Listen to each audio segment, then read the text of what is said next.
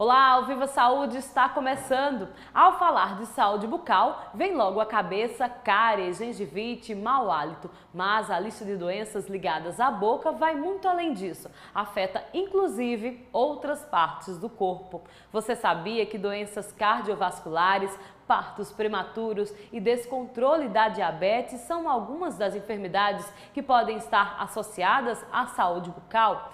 Essas e outras dúvidas serão esclarecidas hoje no programa Viva Saúde. Fique ligado!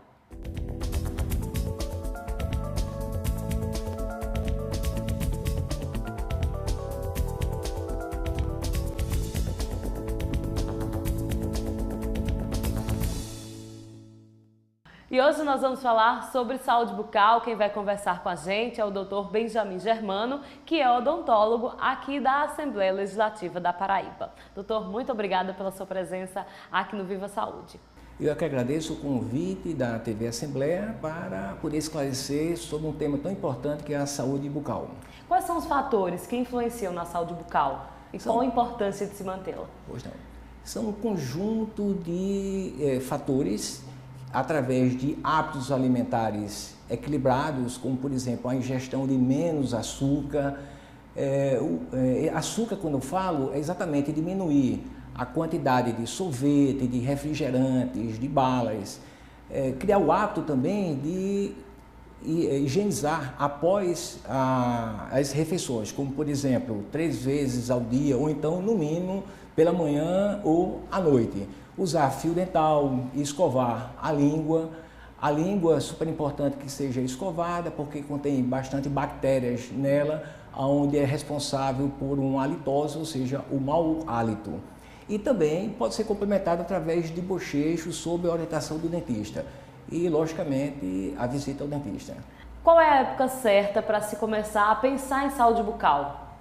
Já no período da gestação, pois nesse período existem alterações hormonais, como por exemplo, a gengiva ela tende a ficar mais inflamada, com maior sangramento, é tanto que existe um termo chamado gengivite gravídica.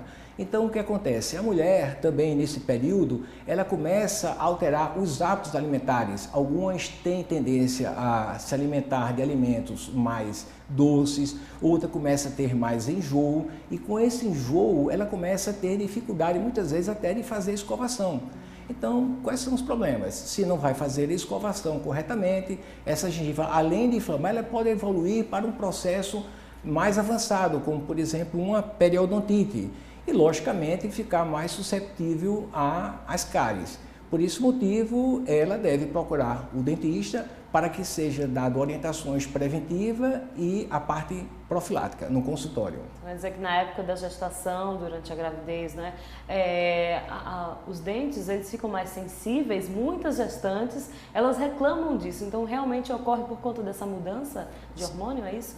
Sim, a mudança de hormônio, o que vai afetar principalmente, a maior reclamação é o sangramento quando vai se escovar, devido a essa inflamação da gengiva. Além do tratamento com um dentista, um odontólogo, a alimentação também pode influenciar de certa forma?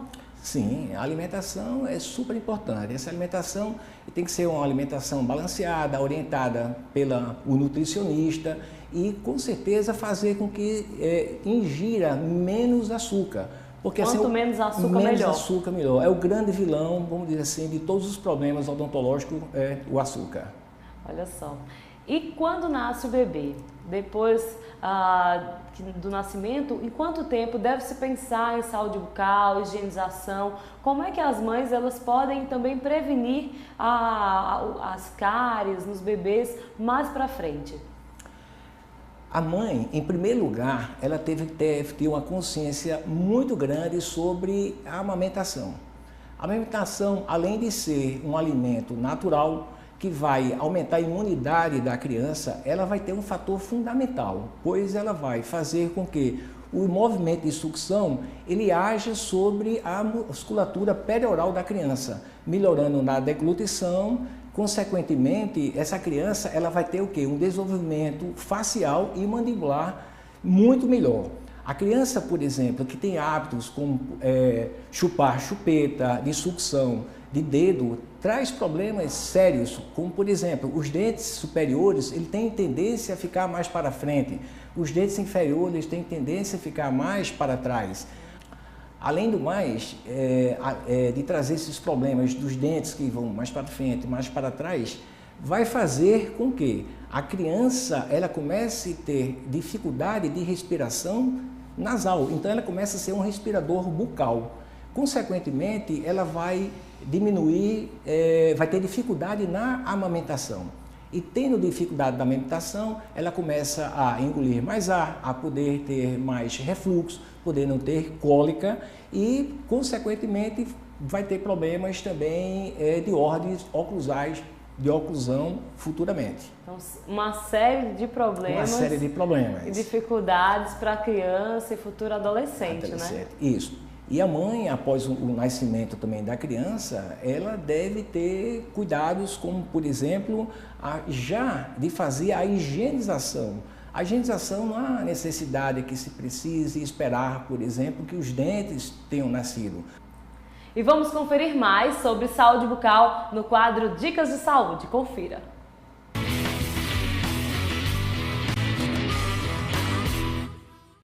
Escove os dentes no mínimo 3 vezes por dia ou após cada refeição para evitar o acúmulo de resíduos na boca e, consequentemente, a proliferação de bactérias. Use sempre o fio dental. Esse hábito ajuda a remover a placa bacteriana, os restos de comida que podem ter ficado entre os dentes, evitando inflamações como a gengivite. Fique atento à qualidade dos alimentos consumidos, pois a cárie ocorre quando as bactérias que revestem os dentes se alimentam de açúcares simples.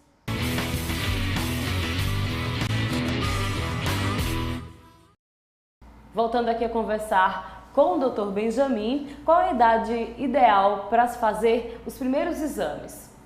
O primeiro exame pode ser feito, como eu estou lhe dizendo, mesmo antes do nascimento dos primeiros dentes. Porque se a mãe leva a um odontopediatra, que é exatamente o dentista responsável mais pelo atendimento de uma criança nesse estágio, ela já vai orientar a mãe, como eu tinha falado anteriormente, sobre a limpeza prévia antes mesmo do nascimento do dente. E após o nascimento dos dentes, como por exemplo, o nascimento dos primeiros molares descidos, então o dentista já pode fazer a parte profilática, através de profilaxias, flúor e até mesmo o uso de selante. E é super importante que os pais estejam envolvidos para que recebam a orientação do dentista para pôr em prática em casa, e que seja um exemplo para os filhos. E que seja um exemplo para o filho. Então, não dessa forma... pedir, mandar para escovar os dentes, se o pai e a mãe também não têm esse hábito, esse costume de fazer em frente aos filhos, principalmente, né? Exatamente. E se houver esse hábito, aí com certeza, e essas visitas periódicas ao dentista, pelo menos 2 vezes ao ano, será muito difícil que haja cárie. Você falou sobre a aplicação de flúor. Qual é a importância e o que é que tem que ser feito após essa aplicação? O flúor, ele é muito importante porque ele é responsável pela remineralização do esmalte do dente. Ele deixa os dentes muito mais fortalecidos. Como também ele tira a sensibilidade dentária. Tem muitas pessoas que relatam sensibilidade. O flúor ele pode ser usado da seguinte forma. Pode ser o flúor em bochecho, o flúor no creme dental ou nas pastas e o flúor gel. O flúor, no caso em bochecho, ele pode ser prescrito pelo dentista numa concentração de 0,05%, aonde pode ser feito numa farmácia de manipulação e usar diariamente à noite e faz o bochecho e após o bochecho a pessoa tem que passar pelo menos meia hora sem beber água, sem se alimentar. Já na concentração de 0,2%, pode ser feito pelo menos uma vez por semana. Quando o creme dental já vem com flúor, ainda assim é necessário fazer essa aplicação? Sim, o creme dental é muito importante porque os pais deveriam ter 2 tipos de creme dental. O creme dental infantil, dependendo da idade da criança, e o outro creme dental para o adulto, porque existe diferença de concentração de flúor.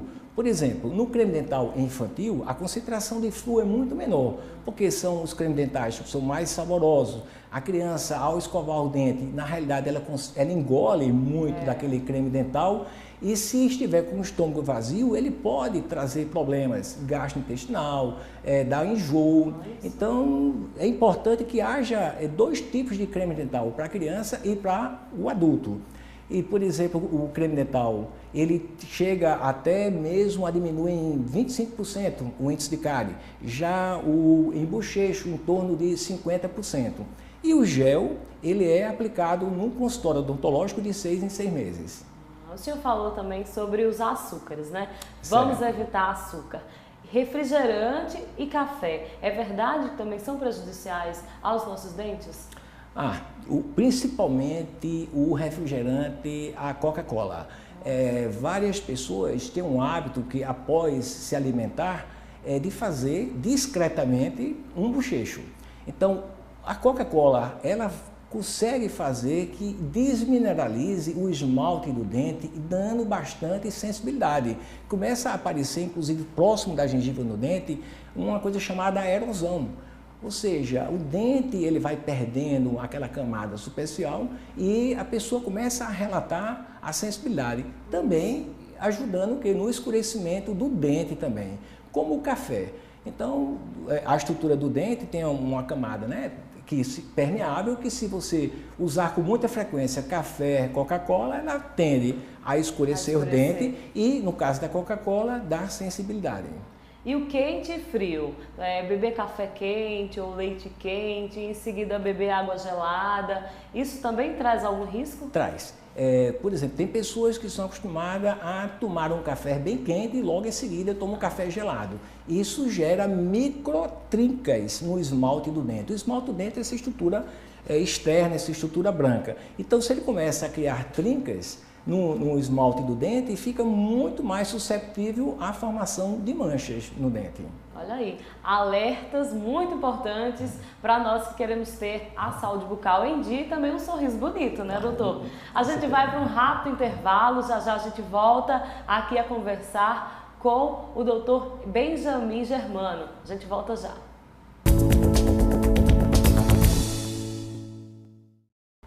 Estamos de volta com Viva Saúde, hoje falando sobre saúde bucal e conversando com o doutor Benjamin Germano, que é odontólogo aqui da Assembleia Legislativa.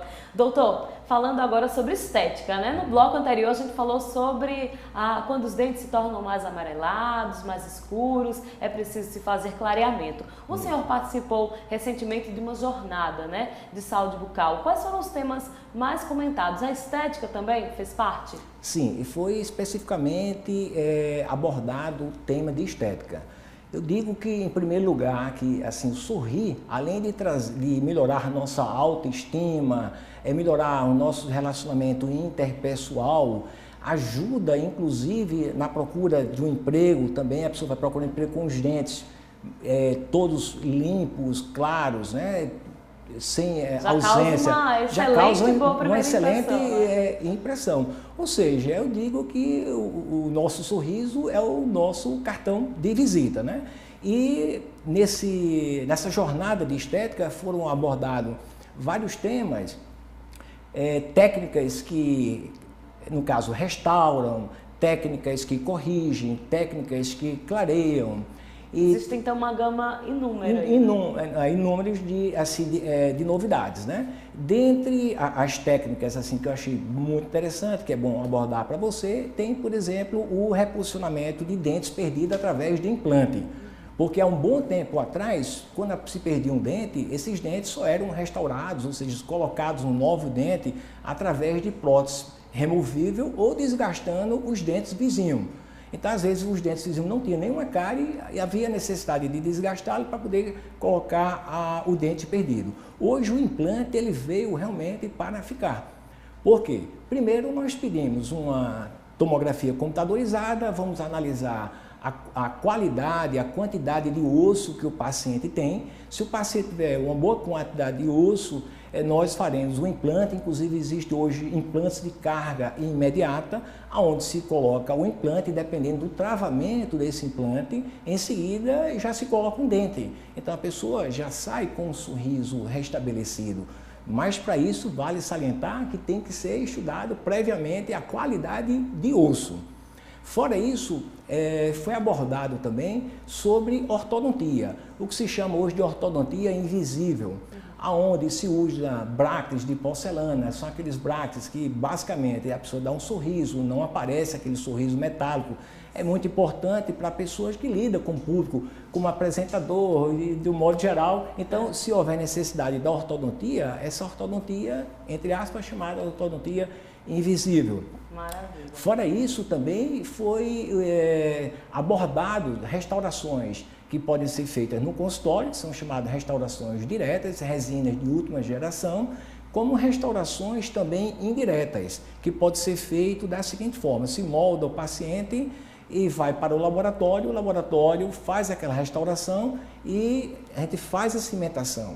Qual a indicação maior para essas restaurações indiretas, tipo inlay ou onlay? São aqueles dentes que contêm amálgama, que é aquele material bastante escuro, e normalmente quem usou amálgama tem os dentes bastante destruídos, então remove-se aquele amálgama. Não existe nesse caso uma boa indicação para a restauração, já que a carga mastigatória nos dentes posteriores são muito grande.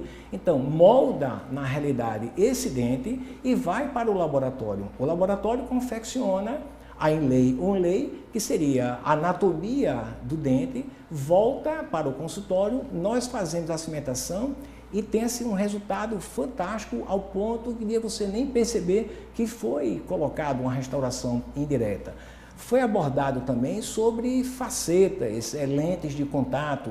Facetas são exatamente restaurações onde o paciente, por exemplo, tem dentes bastante escuros, que não respondeu ao clareamento dental. Então se faz um desgaste conservador. E na outra seção já é colocado essa faceta, que são umas lâminas muito finas. Como também existem as lentes de contato. Em alguns casos não há necessidade nem de desgastar o dente. Por exemplo, tem pessoas que têm diastema. O que é o diastema? Aquele espaço entre um dente e outro. Então basta se fazer a moldagem, vem essa lente de contato, que seria como se fosse uma faceta, numa espessura mais fina, em torno de 0,3 milímetros, ela é cimentada e a pessoa já sai com um sorriso perfeito. E também indicado, por exemplo, tem pessoas que têm um sorriso infantil e que precisa aumentar mais um pouco os dentes. Então pode ser feito tanto a lente de contato como a faceta. Muitas novidades na área de estética e saúde bucal. Que bom, né? Que a gente hoje pode contar com tudo isso para sorrir melhor e sorrir mais bonito. Isso. Agora, e falando do tratamento de clareamento dental, o que o senhor acha desse tratamento e quais são as indicações e principais cuidados na hora de se fazer? Porque existem várias formas de fazer clareamento dental, né? Então, como é que a gente pode ficar atento para observar onde é que a gente deve fazer com segurança? Certo. O clareamento dental hoje é um dos tratamentos que é mais procurado no consultório. A pessoa quer exatamente restabelecer a sua aparência, o seu sorriso mais estético, mais harmônico, então muitas vezes procura o clareamento dental. Mas alguns cuidados devem ser feitos antes do clareamento dental, ou seja, um exame bem detalhado do paciente. Primeiro, saber se o paciente ele já tem alguma sensibilidade prévia, se existe presença de cárie, se existe infiltrações, se o paciente ele já tomava antibiótico em grande quantidade, como por exemplo tetraciclina na adolescência, a idade do paciente. Outro fator também fundamental é a cor que o dente se apresenta. Por exemplo, dentes marrons e amarelados, eles são muito mais fáceis de clarear do que os dentes acinzentados. Outra coisa que devemos também questionar ao paciente é se ele já fez canal também, porque se um dente foi feito canal, ele tem, em alguns casos, tem tendência a escurecer o dente se... São mais frágeis. Ficar mais frágil e a escurecer o dente se porventura, por algum motivo, ficou material obturador do canal. Então, tudo isso tem que ser analisado. Uma coisa importante é verificar, inclusive, a cor dos dentes antes de se fazer o clareamento. Então, o dentista pega uma escala de cor e coloca, mostra com o espelho ao paciente a escala de cor, a cor que está se apresentando nos dentes, se faz também tomadas fotográficas, né? Faz fotografias também para se mostrar o antes e o depois. Porque é muito comum o paciente, depois que começa a fazer o clareamento, ele não ter mais noção, não perceber, não ter noção de como eram os dentes anteriormente. O clareamento, ele pode ser feito tanto no consultório, como o clareamento caseiro. Por exemplo, no consultório nós usamos tipo de gel. Existe o peróxido de carbamida, peróxido de hidrogênio. O peróxido de hidrogênio, por exemplo, a 35%, pode ser feito uma aplicação em torno de 45 minutos, dependendo, uma, duas ou três aplicações, ela já é o suficiente para que se consiga o clareamento. Já o clareamento caseiro, há necessidade de se fazer primeiro uma moldagem, uma moldeira personalizada, onde só vai dar certo para a boca daquele paciente, e nós liberamos um gel, que pode ser o peróxido de hidrogênio ou peróxido de carbamida. O paciente leva para casa e ele faz durante 2 semanas o clareamento. Quando chegar no consultório, nós fazemos uma análise de como é que está, se houve um clareamento, se precisa clarear mais ou não, ou então se usa a técnica mista, a de caseiro e do consultório. Agora, alguns cremes dentais, eles prometem esse clareamento aí. Até que ponto é verdade essa publicidade de que o creme dental pode trazer algum benefício ou clarear mais o tom dos dentes? O creme dental e os enxaguantes clareadores que existem nas farmácias, eu sempre costumo prescrevê-la quando eu estou fazendo o clareamento dental no consultório. Então tem que ser associado. Porque tem que ser associado, porque ele, por si só, a concentração ela é muito pequena e não vai ter o resultado que se encontra quando se faz acompanhado pelo profissional. Tem que ter a supervisão do profissional, porque o profissional ele vai saber a quantidade de dias que a pessoa deve fazer o clareamento, a concentração que deve ser feita. Então, tudo isso tem que ser supervisionado pelo profissional. E existe um limite de quantidade de vezes que esse tratamento pode ser feito?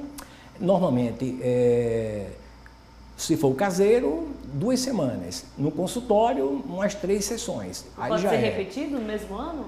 Sim, aí com relação a isso, é interessante que o paciente ele volte depois de 1 ano para fazer o acompanhamento. Porque vai variar de paciente para paciente. Por exemplo, o hábito alimentar.